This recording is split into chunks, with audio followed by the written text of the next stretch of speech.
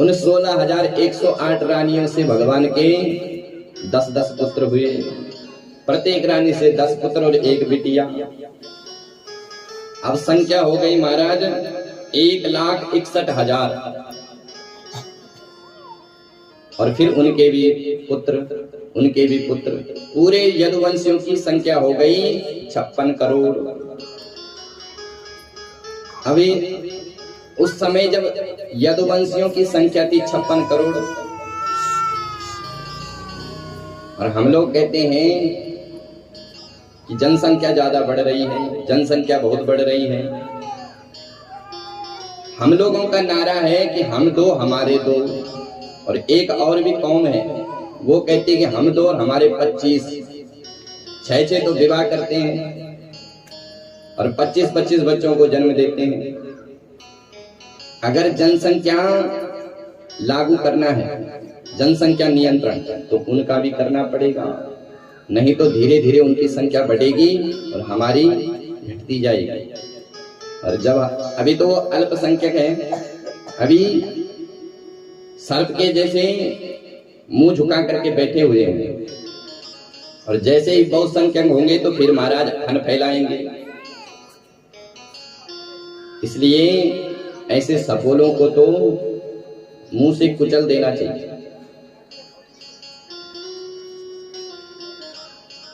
तो महाराज भगवान के ऐसे इतना बड़ा परिवार था। इतने बड़े परिवार के साथ भगवान हमेशा प्रसन्न रहते थे।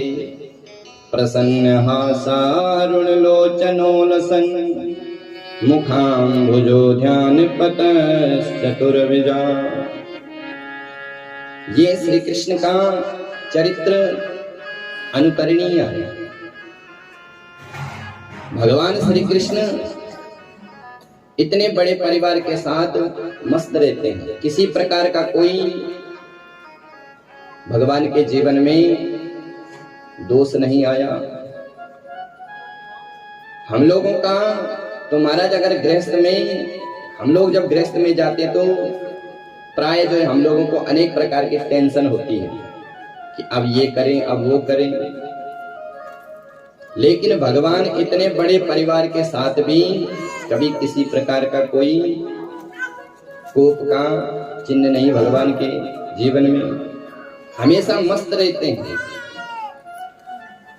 ये हमें श्री कृष्ण के चरित्र से सीखना है। हम लोगों के जीवन में थोड़ा विकृति आती है, थोड़ा दुख होता है तो हम लोग हाय हाय करते हैं, हाय मैं मर गया, हाय मैं ये हो गया। पर भगवान के जीवन में बड़ी बड़ी घटनाएं हुई, लेकिन भगवान ने हंसते भी रहे और दुष्टों का अंत भी करते रहे।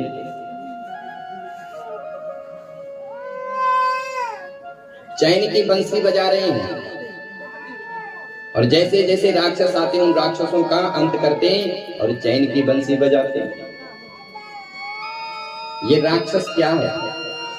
ये गृहस्थ में आने वाले जो अनेक प्रकार के दोष हैं, यही राक्षस है।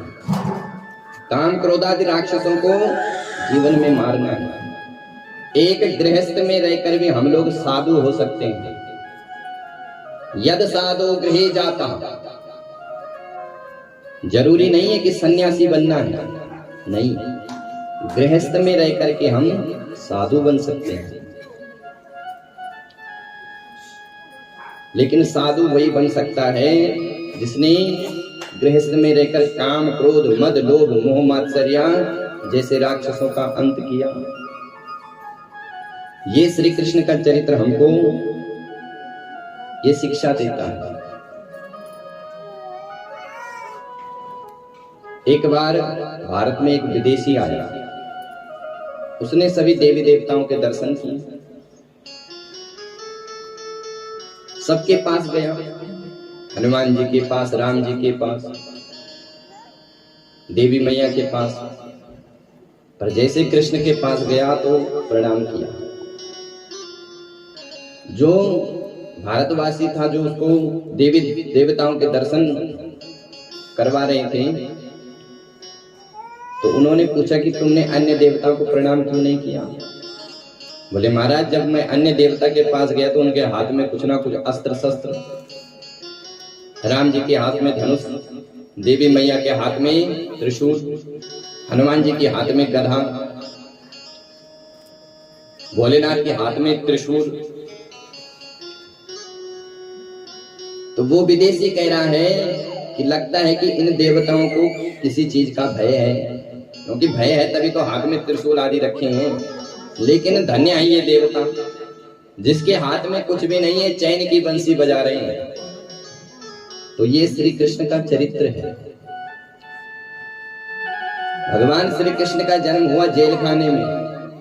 अगर हम लोग जेल का नाम सुने तो महाराज हमको नींद नहीं आएगी, लेकिन उनका तो जन्म ही जेल खाने में हुआ। 5 दिन के नहीं थे कि पूतना आधम की, पूतना को भगवान ने मार दिया।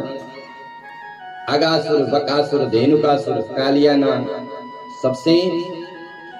सबको ठिकाने लगा। भगवान ने विचार किया कि चलो अब हम मथुरा जाते हैं, वहां पर आराम करेंगे।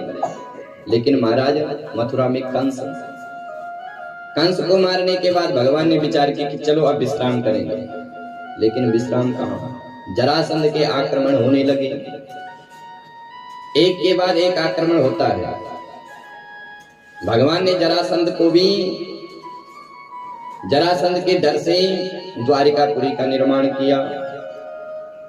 तो भगवान ने विचार किया कि चलो अब हम शांति से रहेंगे। लेकिन 16,108 रानियों से विवाह,